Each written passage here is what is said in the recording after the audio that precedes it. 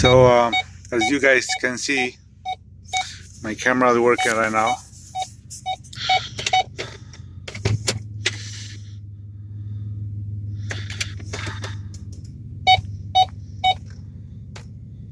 No problem. So this is I'm trying to figure out here the Ford,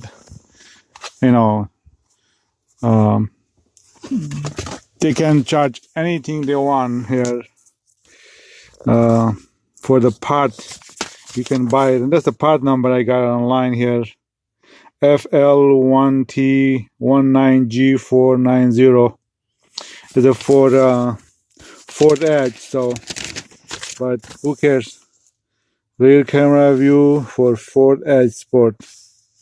Okay, so Ford make it try to complicate things here, so they can charge people crazy prices.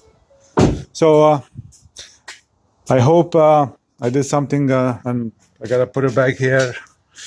Camera working fine, fit perfectly. So good luck, guys.